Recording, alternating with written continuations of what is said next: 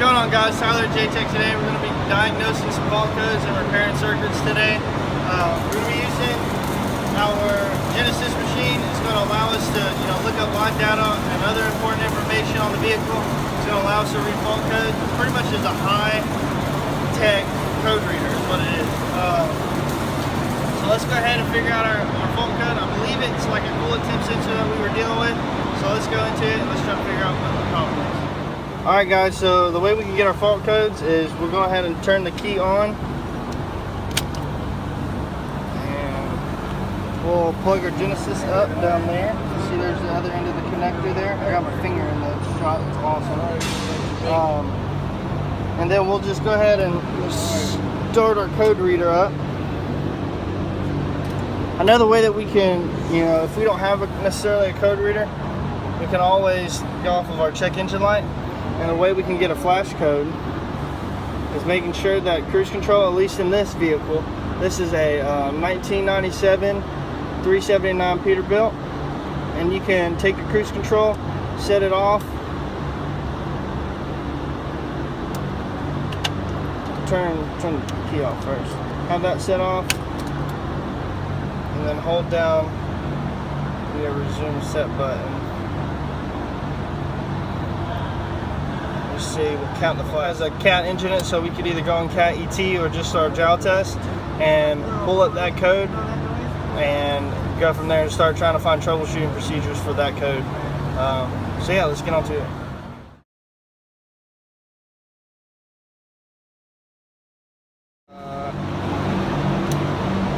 Alright, so the first thing we're going to do to troubleshoot our code is we're going to go ahead and get our 5-volt reference.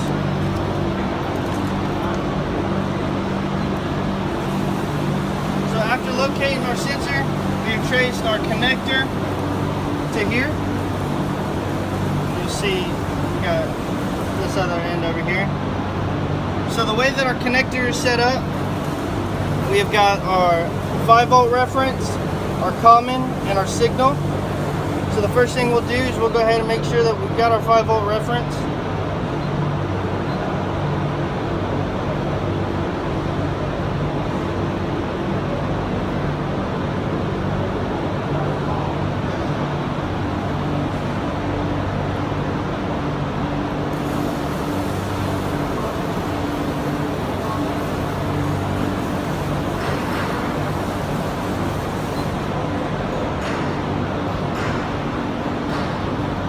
I think we're getting in the holes there.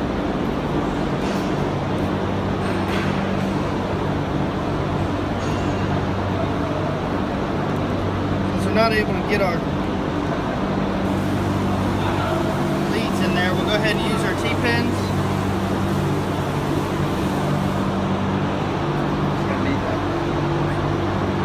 It's not able to get the leads in there.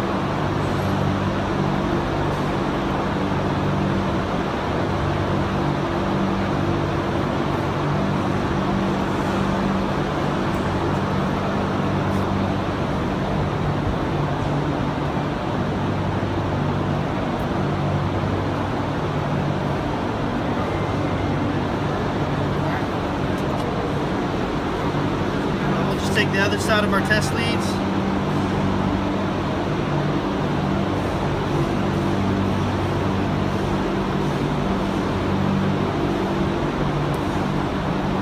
If you look, we get our 5-volt reference.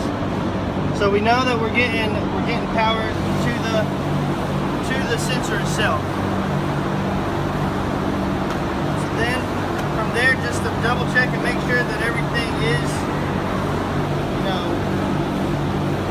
where we want it to be, where it's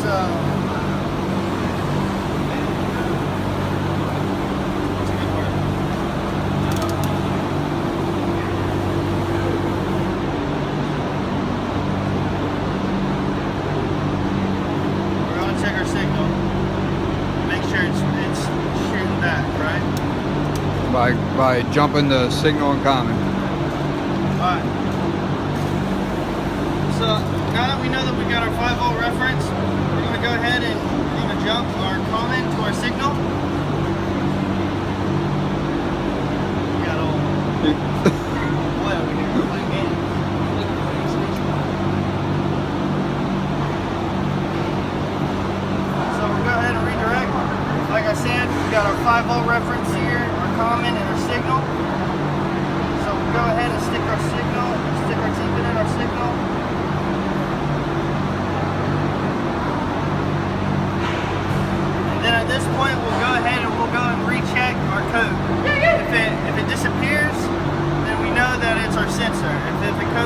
go, we know that we have a bad sensor there. If it stays on, we'll go on through some further troubleshooting. We'll trace wires, we'll go back to the ECM to make sure that we don't have like a wire that's been scraped up or rubbed out and it's like it's grounding out somewhere else. We'll go and we'll check our ECM, we'll take some pinouts, and I'll show you how to do that here in a minute. And just making sure that our ECM is not the issue. At this point, I'm pretty positive that, about 99% positive it's our sensor, because we got power going to it, but it's not shooting a signal back. And I think that's what we're dealing with here. So let's go ahead and jump into that and see what kind of code we get back. That's the next thing we're going to do is we're going to check our code again. We'll make sure it's either gone away or if it's still there, and we'll have to do some other troubleshooting if it's still there. But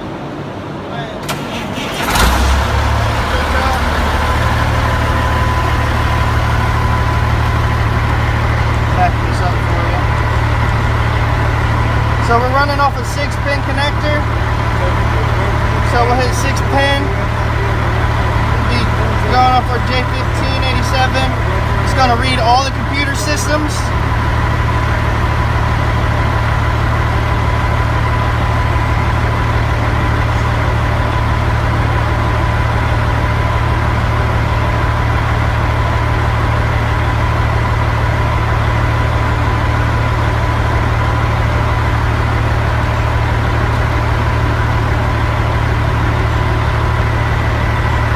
Diagnostic trouble codes, read codes. So we've got engine coolant temp, voltage above normal or shorted high. So at that point, since we're still showing a code, we'll go and check on some further, we'll further check our troubleshooting and make sure we've done everything proper. We might have to work up to the ECM and see if we got any issues with the ECM. So let's go ahead and get started on that.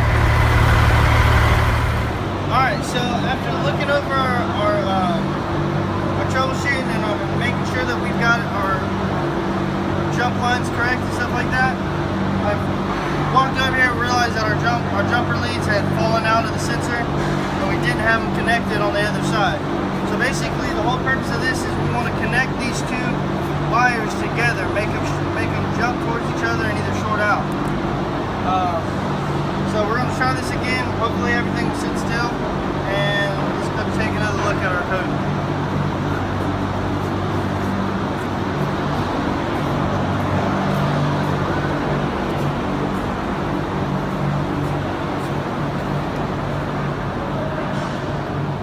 Truck's not on.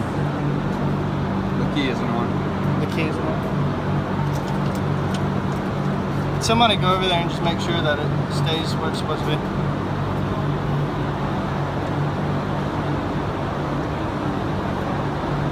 You good? I got a picture of it real quick.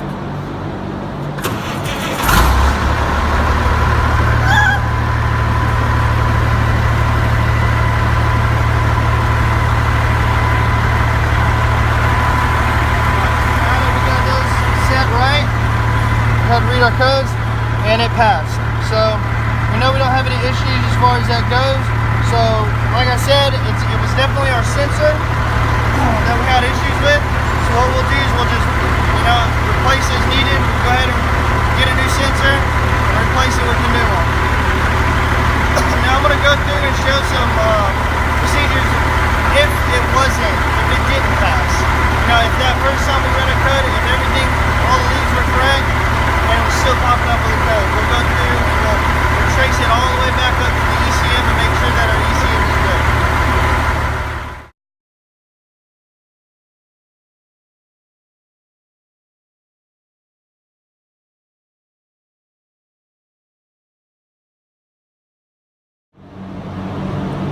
So say that our sensor was working properly and we got the correct information that we needed from it. We would come back to the ECM. We would check our ECM with this connector, which is the J2P2 connector. We would short it out at pins 14 and 30. Doing that, we'll change our code up, and that change of our code will tell us that our ECM is working properly, and that the issue doesn't lie within the ECM, and it doesn't lie within the sensor, but it lies in the wire that we have, the thing connecting our memory and our power source to the sensor itself. So we would troubleshoot, we'd take these harnesses off, we'd look at our wires, make sure they're not scuffed up or haven't been rubbing up against anything, causing a ground. We would go through, if we needed to make a solder, we would solder a new wire in place, and take a typical wire repair, make a correct wire repair. And then after doing so, we would check our codes again to verify that we have made our repair and go from there. Thanks for watching my video on diagnosing fault codes and repairing circuits.